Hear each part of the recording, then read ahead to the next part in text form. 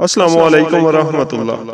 ابلیس شیطان کی پیدائش کیسے ہوئی؟ کیا ابلیس سے پہلے کوئی شیطان یا جن موجود تھا؟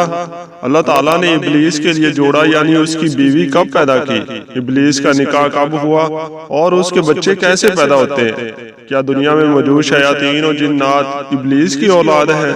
ناظرین گرامی، آئیے پہلے تو قرآن مجید سے پوچھتے ہیں کہ کیا ابلیس کی کوئی اولاد موجود ہے؟ اس بارے میں اللہ تعالیٰ قرآن پاک کی سورہ کہف میں فرماتا ہے، اور وہ وقت یاد کیجئے جب ہم نے فرشتوں سے فرمایا کہ تم آدم علیہ السلام کو سجدہ تعظیم کرو تو ان سب نے سجدہ کیا سوائے ابلیس کے۔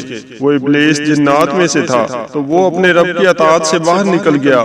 کیا تم اس کو اور اس کی اولاد کو مجھے چھوڑ کر دوست بنا رہے ہو، حالانکہ وہ تمہارے دشمن ہے؟ یہ ظالموں کے لیے کیا ہی برا بدل ہے جو انہوں نے میری جگہ شیطان کو منتخب کیا ہے۔ ناظرین گرامی، اس آیت میں اللہ تعالیٰ نے فرما دیا کہ شیطان جنات میں سے ہے، اور اس کے علاوہ ابلیس شیطان کی کثیر اولاد کا ذکر فرما دیا ہے۔ لیکن اب یہ سوال ہے کہ یہ اولاد کیسے پیدا ہوئی؟ علامہ عبد الرحمن بن علی الجوزی اس آیت کی تفسیر میں فرماتے ہیں کہ حسن اور قتادہ سے روایت ہے کہ اس آیت میں شیطان کی ذریت سے مراد شیطان کی اولاد ہے۔ یہ شیطان کی اولاد ایسے ہی پیدا ہوتی ہے جیسے بنی آدم کی۔ رحمت الہی سے ملعون ہونے سے پہلے شیطان کا نام عزازیل تھا۔ آدم کو سجدہ نہ کرنے اور حکم الہی کی خلاف ورزی کی پاداش میں اس کا نام ابلیس تجویز کر دیا گیا۔ شیطان بھی اسی ابلیس کو کہتے ہیں۔ اللہ تعالیٰ نے آگ کے شعلوں سے ایک جن کو پیدا کیا تھا، اس کے علاوہ اس کے لیے ایک بیوی پیدا کی۔ اسی جوڑے سے تمام جنات کی نسل دنیا میں پھیلی۔ نزیت المجالس میں حدیث ہے کہ جب اللہ تعالیٰ نے ابلیس کی نسل اور اس کی زوجہ پیدا کرنا چاہی تو شیطان پر غصہ کا القاء کیا۔ غصہ کی وجہ سے آگ کی ایک چنگاری پیدا کی۔ اس چنگاری سے اللہ تعالیٰ نے ابلیس کی بیوی پیدا کر دی۔ مجاہد رحمت اللہ علیہ لکھتے ہیں کہ ابلیس سے نسل پیدا کرنے کی کیفیت یہ ہے کہ اس نے اپنی شرمگاہ کو اپنی ہی شرمگاہ میں داخل کیا تو 5 انڈے دیے۔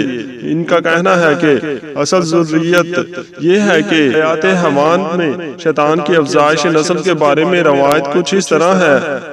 اللہ تعالیٰ نے ابلیس کی دائنی ران میں مرد کی شرمگاہ اور بائیں میں عورت کی شرمگاہ پیدا کی ہے، جس سے ہر روز 10 انڈے نکلتے ہیں، اور ہر انڈے سے شیطان مرد اور شیطان عورتیں پیدا ہوتی ہیں۔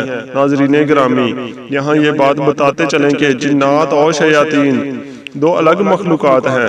علامہ زمخشری نے اپنی کتاب ربیع الابرار میں لکھا ہے کہ حضرت ابو ہریرہ رضی اللہ تعالیٰ عنہ بیان فرماتے ہیں اللہ تعالیٰ نے 4 قسم کی مخلوقات پیدا کی ہیں: ملائکہ، شیاطین، جنات اور انسان۔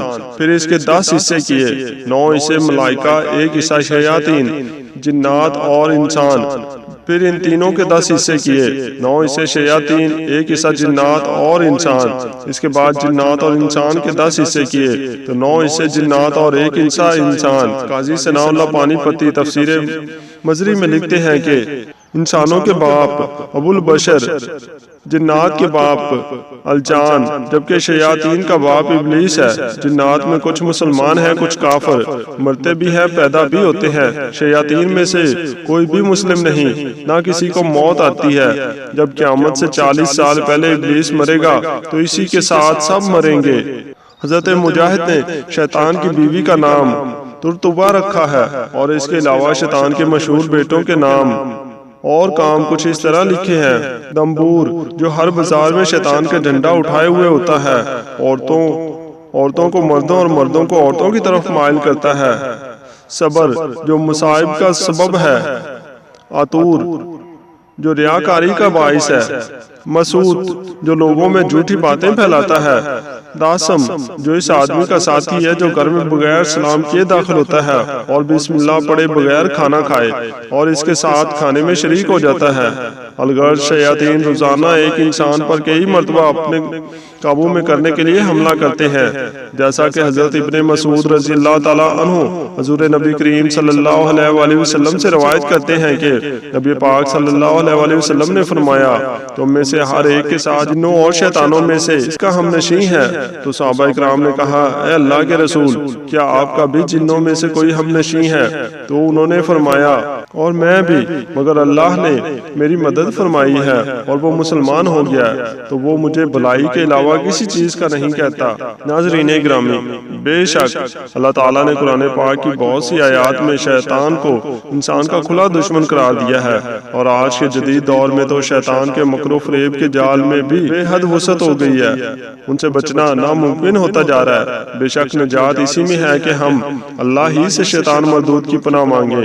اللہ تعالیٰ ہمیں شیطان کے وسوسوں اور چالوں سے محفوظ رکھے اور نبی کریم صلی اللہ علیہ وسلم سے بے پناہ محبت عطا فرمائے، آمین یا رب العالمین۔